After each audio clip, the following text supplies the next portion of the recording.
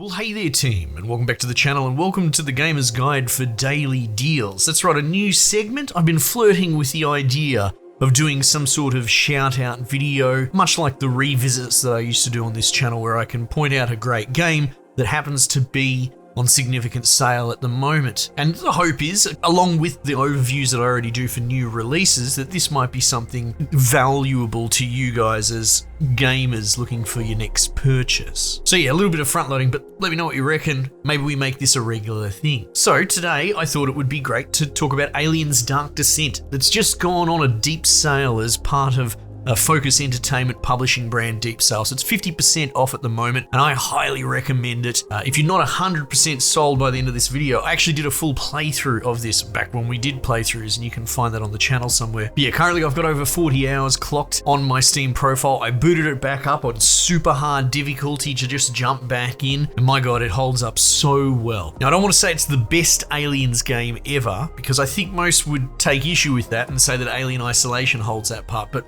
rather try this.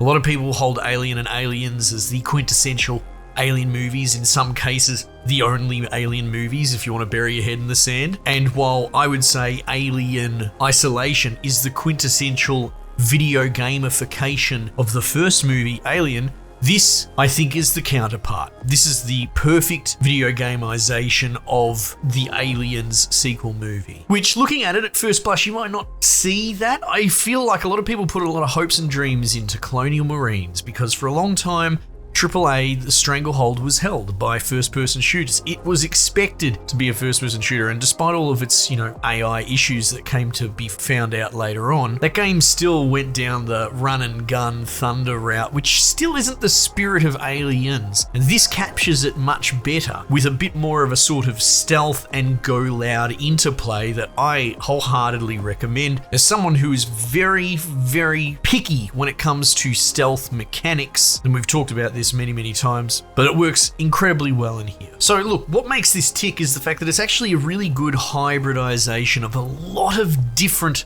moving parts, not just genres, but also some sort of explicit mechanics. Like, just as a random example, it seems to have the same difficulty ramp kind of mechanic that you would see in Risk of Rain 2. So when you do sort of go out of stealth state in this game and go loud, and the movie soundtrack is thundering along and you're getting G'd up and fighting off waves of aliens, while you do that, there is essentially a Doom Timer difficulty ramp that will tick up, and it's going to get harder and harder. And this has many layers of synergy with the mechanics. This encourages you to get back into the stealth mode, try and escape, get away from the fight, go back under the radar, as it were, to stop that thing ticking up, because as it goes higher and higher, the enemy will send more and more enemies at you. And it gets to a point where you're gonna have to leave this run, finish this level sooner than later, before you ultimately get overwhelmed. So it has a cinematic quality with a very, very solid difficulty ramp. But I suppose I've jumped ahead of myself a bit. At the top-down view, it's a very XCOM-like game, a la in a sort of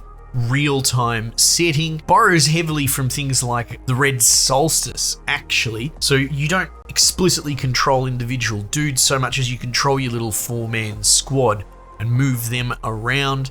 You can wiggle their flashlight to highlight lootables and that, but as you say, hey, go loot this box or whatever, it will just peel off one of the dudes from the squad to go and investigate that while you keep moving the squad. Likewise with combat, these dudes aren't super gun crazy. They won't go out of their way to go loud, but if they do get spotted by an alien, they'll fight, and they auto-fight basically.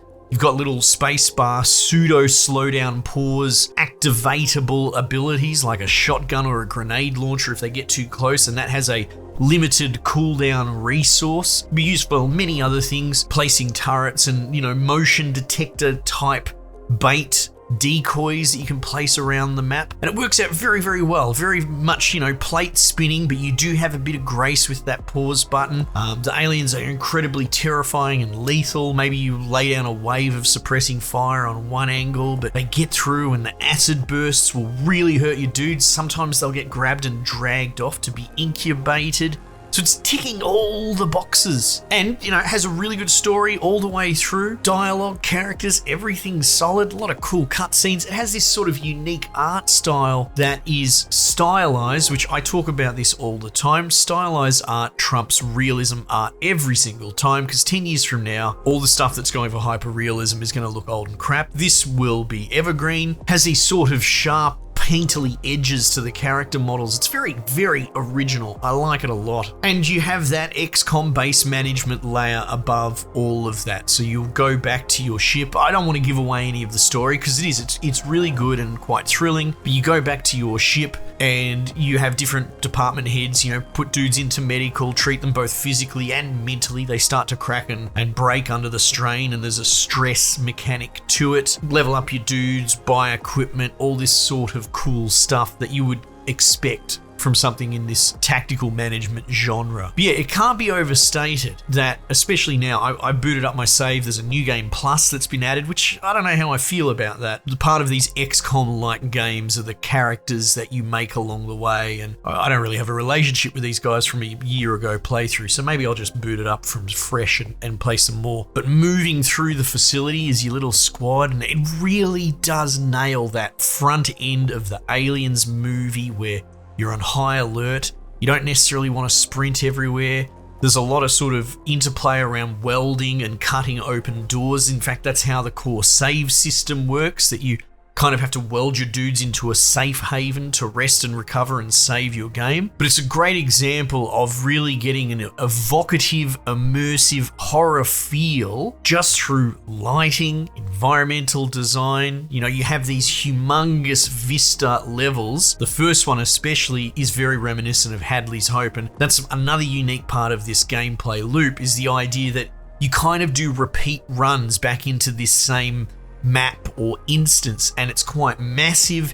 There'll be survivors or missions or whatever littered around, but the idea is you're not really expected to one and done these missions. You're more like going in there and chipping away at it over multiple deployments. It's very unique and it works very well. Anyway, like I said, essentially an overview, but for something that's on sale at the time of this video going up. And again, the hope is, if this is well received, make sure you do let me know. That sort of feedback would be welcome. But maybe we do turn this into like a daily segment where I find cool deals for you that I reckon are worth your time and worth your money, so to speak. And if you watch this video, within a week or so of me putting it up, there's a good chance you're still going to be able to snag these games on special on Steam. Anyway, team, might just leave it there for the time being. I'll catch you guys on the next one.